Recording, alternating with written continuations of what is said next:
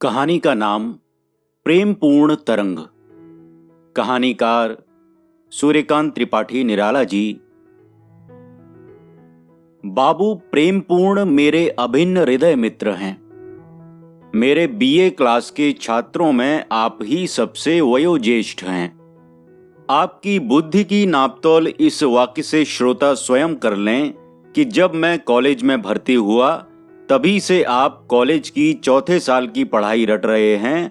गोया मेरे देखते देखते बीए की परीक्षा में 3 बार फेल हो चुके हैं, किंतु फिर भी आप प्रतिभा से प्रवंचित नहीं हैं। यदि किसी को उनकी प्रखरता की परीक्षा लेनी हो तो उनसे वाद विवाद और चाहे वितंडावाद तक करके देख लें। उनके वाग्वाणों के अव्यर्थ संधान से प्रोफेसरों के भी हाथ से पुस्तक छूट पड़ती है। मारे भय के या मारे क्रोध के, यह बतावें तो वही बता सकते हैं। प्रेमपूर्ण को ऐसे और भी अनेक गुणों से आप पूर्ण पाइएगा। इन्हीं कारणों से हम लोगों ने आप ही के सिर पर लीडरी का सेहरा बांधा है। किसी भी पराक्रमी तर्क शिरोमणि की क्या मजाल जो हमारे प्रेमपूर्ण जैसे वाक सिद्ध धुरंधर विद्या लवणाणव के रहते छात्रालय के सरस्वती के सपूतों को नीचा दिखावें। अगर कोई बुरी लत उनमें है तो वह है रोमांस की तलाश। जब देखिए आप रोमांस के भूखे ही रहे। फेल होने का यह भी एक मुख्य कारण है। बिना रोमांटिक नॉवेल की कुछ पंक्तियों की आवृत्ति किए रात को आपकी आंख नहीं लगती। संक्षेप में, आप कई विचित्र भावों के आधार नहीं, पूर्णाधार हैं।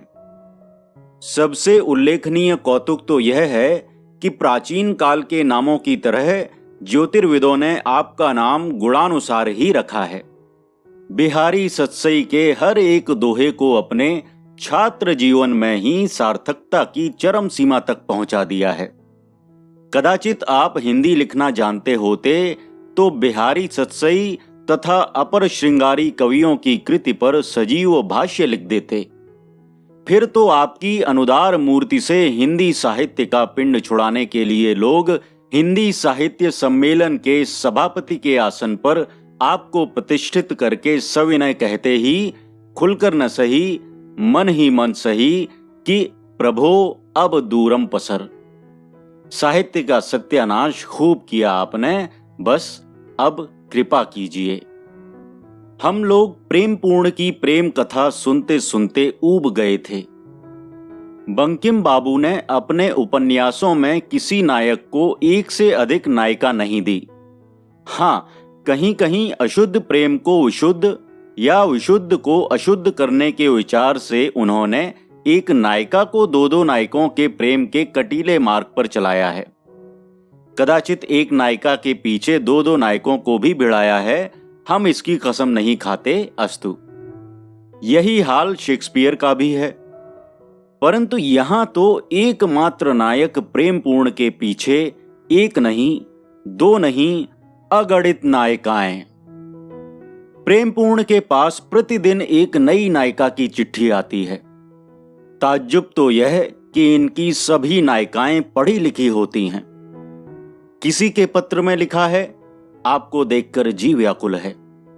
किसी के पत्र में है, रात को नींद नहीं आती, करवटें बदलते बदलते रात पार हो गई। किसी के पत्र में है, बिन देखे नहीं चैन। प्रेमपूर्ण से जब पूछिए कहां चले यार मेरे, तब यही एक उत्तर सुनिए कि इससे मिलने जा रहा हूं, उससे मिलना है, पत्र आया है। प्रमाण स्वरूप पत्र खोलकर दिखा देते। वे कोई ऐसे वैसे प्रेमी नहीं हैं कि मुंह छिपाते, दिल के बड़े पाक साफ हैं। उनका अधिकांश समय इस प्रकार प्रेमिकाओं से मिलने में ही व्यतीत होता है। उनके फेल होने का यह एक गौरवपूर्ण कारण है। आज सुबह को मैं माधुरी में प्रकाशित द्विवेदी जी का एक लेख पढ़ रहा था कि प्रेमपूर्ण हाथ में चिट्ठी लिए आ पहुंचे। झुककर लेख का शीर्षक देखते ही कहा, क्या पढ़ते हो? इस नीरस लेख में क्या रखा है? जरा इधर देखो, यह पत्र पढ़ो तो। वह सरस शैली है कि पढ़ते ही मुग्ध हो जाओगे। फौरन मेरी समझ में आ गया कि यह वही नित्य की क्रिया है। मैंने झुंझलाकर कहा, जब तक मैं इस लेख को समाप्त न कर लूंगा तब तक तुम्हारी चिट्ठी नहीं पढ़ सकता। यह विद्वान का लेख छोड़ दूं और तुम्हारे पत्र में किसके कलेजे में कटार भोंका देखूं, क्यों ना? लेख समाप्त करके प्रेमपूर्ण की चिट्ठी पढ़ने लगा। लिखा था, जब से आपको देखा तब से जी बेहाल है। यही आशा लगी है कि आप कब मिलेंगे। लिखने को बहुत जी चाहता है, परंतु ज्यादा लिखूंगी तो आप भी क्या समझेंगे। लज्जावश हृदय के भाव प्रकट न कर सकी और प्रकट करना असंभव भी है। आप सहृदय हैं, समझने में देर न होगी कि मैं किस हालत में हूं। रथ यात्रा के दिन बड़ा बाजार में मिलिए, अवश्य मिलिए, नहीं तो मैं जान पर खेल जाऊंगी। तरस तरस कर मरने से एकदम कूच कर जाना कहीं अच्छा है। मैं आपकी तरंग। सोमवार, आषाढ़ बदी एकादशी 1979, 29 डियर लेन, कलकत्ता। पत्र को मैंने ध्यान से पढ़ा। मेरी दृष्टि अंत की 4 पंक्तियों में अटकी। देखकर प्रेमपूर्ण बोले, यह सब इस देव दुर्लभ सौंदर्य की करामात है बच्चू, समझे? मैंने पूछा, और संग का असर बड़े बड़े पर पड़ जाता है कि क्यों जी, तुमने कहीं वशीकरण तो नहीं सिद्ध कर लिया? क्या बात है जो तुम्हारे पीछे स्त्रियां इस तरह हाथ धोकर पड़ जाती हैं? कुछ हमें भी सिखाओ, तुम्हारा बड़ा जस मानूंगा, सच कहता हूं। प्रेमपूर्ण बोले, क्या सिखावें? तुम्हारे चेहरे पर कहीं लावण्य का नाम भी तो हो। तुम्हें तो देखते ही शुष्कम काष्ठम तिष्ठत्यग्रे की याद आ जाती है।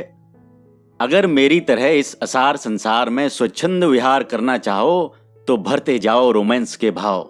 जब सिद्ध हो जाओगे तब तुम्हारा हृदय ही प्रेम का केंद्र बन जाएगा। फिर तो चुंबक पत्थर लोहे को वह कहीं भी हो आप खींच लेगा। मैंने कहा, ठीक है, तो सिद्ध कब तक हो सकूंगा? प्रेमपूर्ण बोले, इसकी कोई मियाद नहीं। मेहनत जितनी ही करोगे मजा भी उतना ही चखोगे। आज रथ यात्रा का दिन है।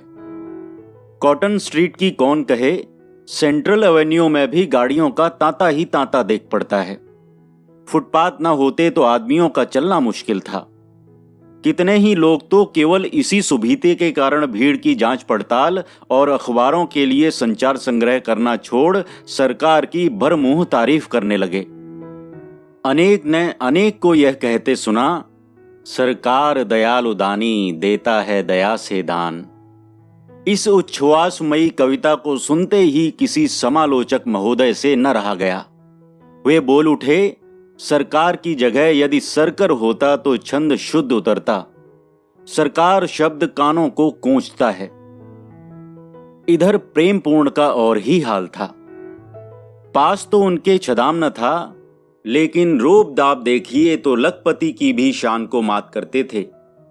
वह ट्रैंगल कट फैशनेबल बालों की बहार, वह इलाहाबादी सिर पर लखनवी ठाट बाट से बनारसी टोपी, आधुनिक सभ्यता के अदब से वह बैसाखी मुस्कुराहट, नुकीली नाक पर वह चश्मा, हरे हरे हाथ में रिस्ट वॉच, पैरों में दिल्ली का कामदार जोड़ा। कहां तक लिखें? गोया आपके चेहरे पर प्राच्य और पाश्चात्य भाव एक दूसरे से सप्रेम आलिंगन कर रहे थे।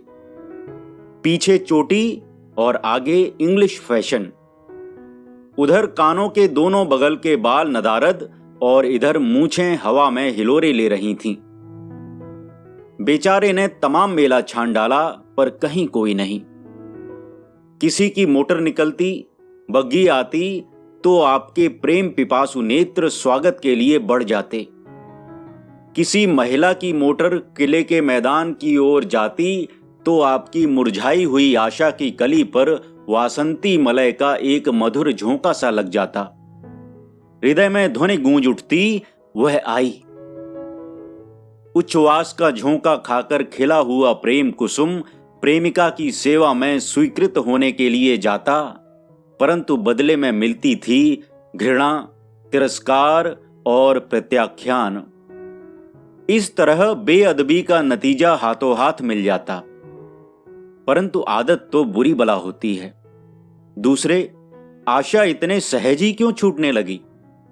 एक ना हुई तो दूसरी अवश्य होगी। बस इसी विश्वास से एक दूसरी मोटर पर नजर डालते, वहां से भी चोट खाकर वापस आना पड़ता। यदि कली महाराज समय के सम्राट न होते तो उस दिन आप पर जैसी मूसलाधार अग्निवर्षा हुई, उसे देखकर तो यही अनुमान होता है कि आप भस्म हुए बिना हरगिज न बचते। आपके बाप दादों के बड़े भाग्य थे जो सही सलामत घर पहुंच गए।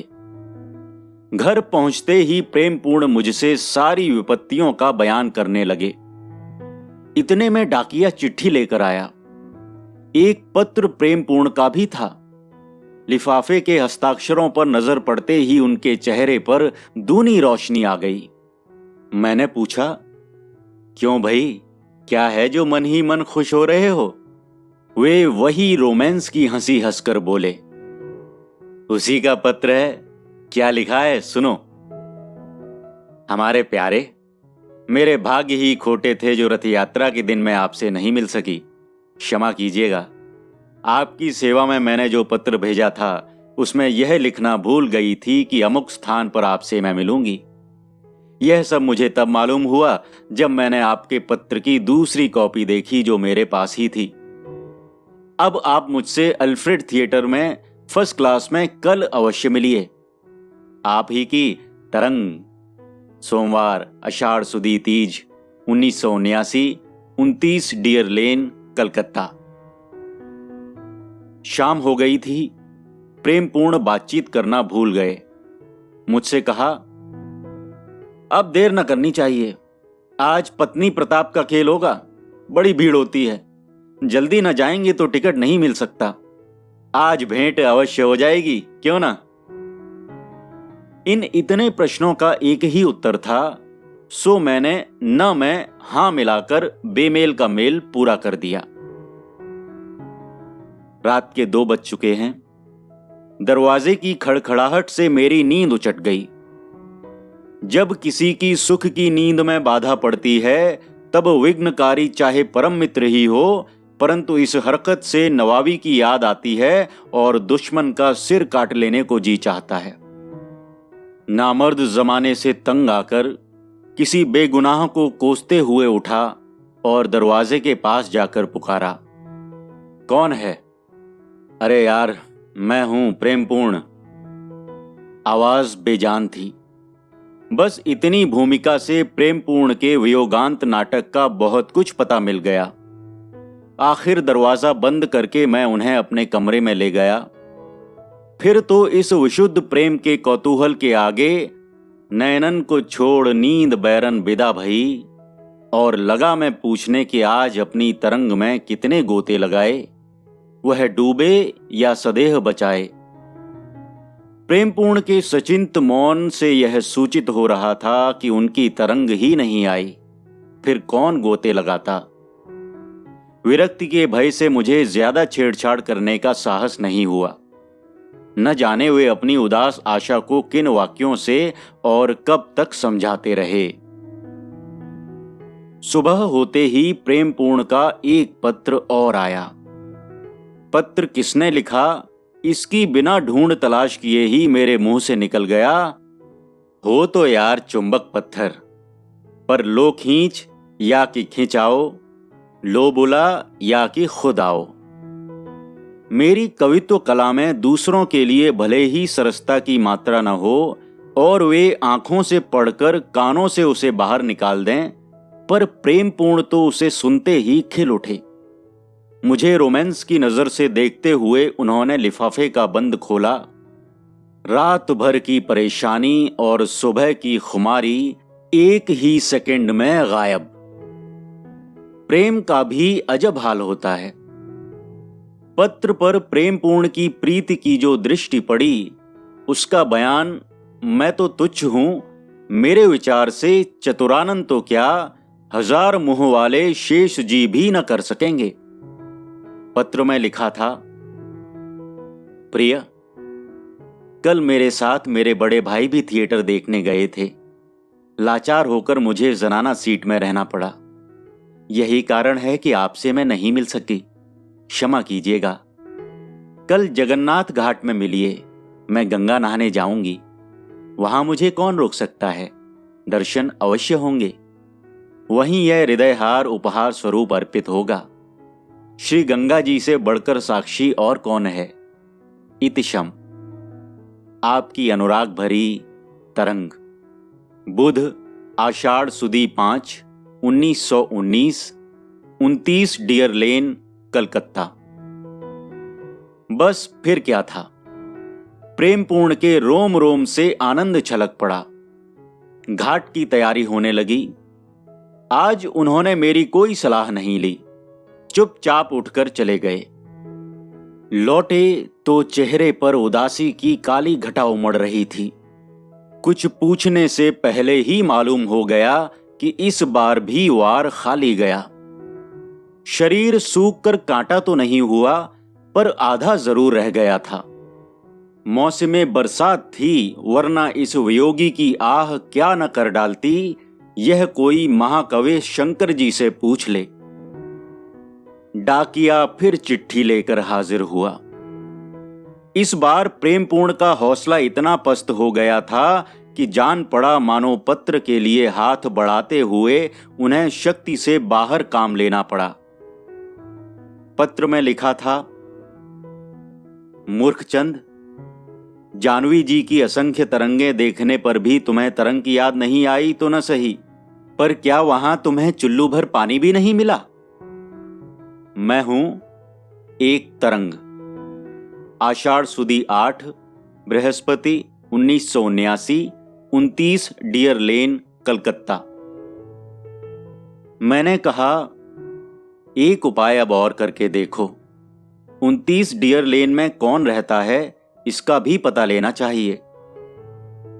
मेरी बात मानकर बेचारे प्रेमपूर्ण 29 डियर लेन तक गए।